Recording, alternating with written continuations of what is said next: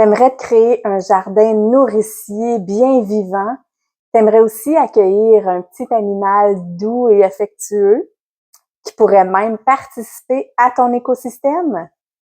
Eh bien, reste à l'écoute. Je te montre aujourd'hui comment le lapin, qui est un excellent animal de compagnie, peut aussi devenir un allié précieux pour ton jardin. Je m'appelle Julie Cousineau, je suis une permacultrice passionnée, une jardinière contemplative. Je t'aide à jardiner simplement avec des méthodes écologiques et efficaces. Alors, le plus gros avantage écologique à adopter un lapin, c'est que c'est un animal herbivore. Ça nous permet de pouvoir composter son fumier de façon sécuritaire. Alors, on peut bien sûr choisir une bonne litière qui va pouvoir aussi être bénéfique pour notre compost. Donc, moi, personnellement, j'utilise des granules de bois franc que je peux composter. Donc, des granules que je trouve en quincaillerie là, pour le chauffage au poêle à granules. Et je m'en sers comme litière bien absorbante qui est très efficace. Donc, je peux récupérer tout le beau fumier de mon lapin et l'ajouter dans mon compost. Et vraiment, ça vient vraiment bonifier mon compost qui est beaucoup plus riche. Donc, ça me permet d'améliorer grandement la fertilité de tout mon terrain et venir apporter plein de beaux nutriments à toutes mes plantes. Ensuite, on peut en profiter aussi pour faire pousser toutes sortes de verdures variées sur son terrain. Le lapin peut vraiment avoir une alimentation très variée, donc il y a plusieurs herbes et légumes qu'on peut faire pousser. On peut se permettre aussi de faire des grandes réserves pour tout l'hiver, donc sécher toutes sortes d'herbes qu'on va pouvoir lui offrir tout au long de l'hiver. Donc, ça devient très économique de pouvoir faire pousser une partie de la nourriture de notre lapin. Et on peut en profiter aussi quand on fait la taille de nos arbres et de nos arbustes, de garder toutes sortes de petites branches pour pouvoir lui offrir à gruger. On peut en profiter aussi pour laisser aller sa créativité et lui construire toutes sortes d'objets et de jouets. Et ensuite, le lapin peut venir faire office de tondeuse à gazon. Donc, on peut l'utiliser pour tondre une partie de notre pelouse ou des coins de verdure qu'on laisse pousser exprès pour lui. Donc, on pourrait lui construire un bel enclos extérieur, évidemment un enclos assez vaste, bien sécuritaire, qui va être bien protégé des prédateurs, des intempéries, qui va être ombragé aussi. Puis un enclos qui est facilement déplaçable d'endroit en endroit, donc pour pouvoir toujours lui offrir de la belle verdure fraîche. Mais ça peut être un autre bel atout à ajouter à son jardin. Ensuite, le lapin, c'est un super bon animal de compagnie, hein. Il est mignon comme tout, il est très doux, donc autant apprécier des adultes que des enfants. C'est un animal qui est drôle, qui est curieux, qui est très intelligent.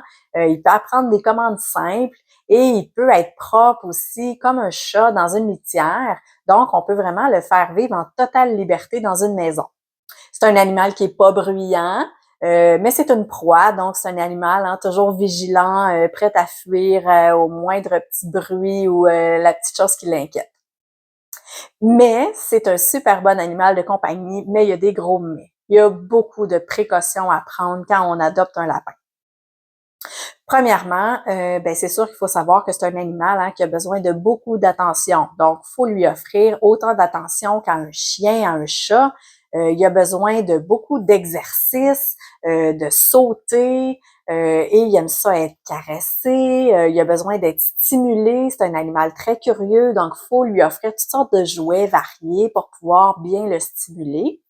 Donc, même s'il vit en semi-liberté dans, par exemple, une chambre ou un vaste enclos, il faut avoir le temps de le sortir plusieurs heures par jour et vraiment lui donner plein d'attention.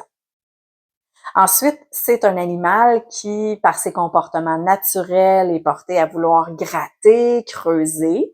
Donc, il faut lui offrir de pouvoir faire ces comportements-là même dans notre maison. Ensuite, c'est un animal qui a besoin de gruger pour user ses dents. C'est principalement avec le foin, en mangeant du foin qu'il va le faire et en mangeant les petites branches qu'on va venir lui offrir. Sauf qu'il pourrait être porté aussi à gruger toutes sortes d'objets qui lui passent sous la dent, dont peut-être tes objets préférés, des fils, tout ce qui est fil de téléphone, fil d'ordinateur, tous les fils électriques, c'est irrésistible pour un lapin. Toutes sortes d'autres objets, des meubles, des tissus, donc faut vraiment être vigilant et pour être éduqué, mais avec beaucoup d'efforts et de patience et surtout de tolérance parce que inévitablement, c'est sûr qu'il va venir qu'à faire des petits dégâts dans notre maison. Faut savoir aussi que la plupart des plantes d'intérieur sont toxiques pour les lapins, donc faut vraiment être prêt à tout sécuriser sa maison. Tous les fils électriques doivent être gainés, c'est super important, et toutes les plantes mises en hauteur pour pas que ça puisse être un danger pour notre animal. Faut savoir aussi que les lapins aiment pas particulièrement être pris dans les bras. Hein. Mon lapin a pas vraiment aimé faire mon introduction de vidéo. Il y a aussi une ossature fragile, donc il faut vraiment apprendre à tout le monde à bien le manipuler adéquatement, surtout les enfants. Si on a des très jeunes enfants, c'est pas possible de pouvoir laisser un lapin vivre en liberté, là. À ce moment-là, pendant ce temps que nos enfants sont très jeunes, faut encadrer toutes les rencontres entre nos jeunes enfants. Donc, on pourra le faire vivre en semi-liberté à ce moment-là pour pouvoir superviser. Et le lapin a un système intestinal assez fragile, donc il faut bien suivre aussi son alimentation. Et vraiment, ce qui est plus important, c'est de savoir que le lapin doit vraiment être stérilisé pour devenir un bon animal de compagnie. Un mâle va chercher à marquer son territoire avec des jets d'urine. Les femelles vont avoir des changements de comportement dus à leur cycle hormonal. Donc, ils pourraient même devenir agressifs. Alors, c'est vraiment important de les faire stériliser. Et il faut vraiment savoir qu'au Québec, ça peut être très difficile de trouver des soins vétérinaires et ça peut être très coûteux également. Donc, il faut vraiment tenir ça en compte avant d'adopter un animal.